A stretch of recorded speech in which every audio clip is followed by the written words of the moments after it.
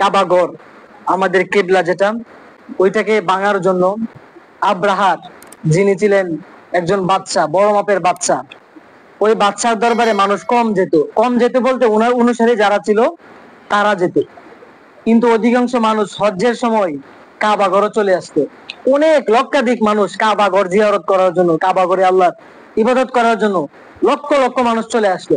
তো তিনি চিন্তা করলেন যে পৃথিবীর সকল প্রান্ত থেকে মানুষ কাবাগরে চলে যায়, কিন্তু আমার কাছে মানুষ কম আছে, এটা দেওয়া যাবে না, আমি কাবাগর ভেঙে ফেলবো। তো কাবাগর ভাঙার জন্য 570 খ্রিস্টাব্দেই উনি কি করলেন, ওনার বিশাল হস্তি বাহিনী নিয়ে, সৈন্য নিয়ে চলে আসলেন কাবাগরকে ভাঙার জন্য। কিন্তু ভাঙতে পেরেছিল? তয়রন আবাবিল, ওনার প্রতি যাকে যাকে আল্লাহ পাক রব্বুল আলামিন পাখি প্রেরণ করেছিল, পাখি প্রেরণ করে তাকে এমন অবস্থা করেছিল যে অবস্থা হয়েছিল, বুসি আছে না, খাবার বুসি আমরা ঘুরে রেখা হয় না, এই বুসির মতো তাদের অবস্থা হয়ে গেছিল।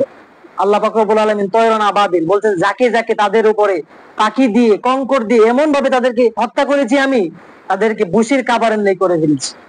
এটা আল্লাহ পাক রব্বুল আলামিনের একটা কুদরত, যে জালিমরা যখন মুসলিমদেরকে অত্যাচার করার জন্য, তাদেরকে ধ্বংস করার দেওয়ার জন্য আসে, মানুষের যখন প্রচেষ্টা শেষ হয়ে যায়, তখন আল্লাহ পাক রব্বুল আলামিনের কাছ থেকে সাহায্য আসে।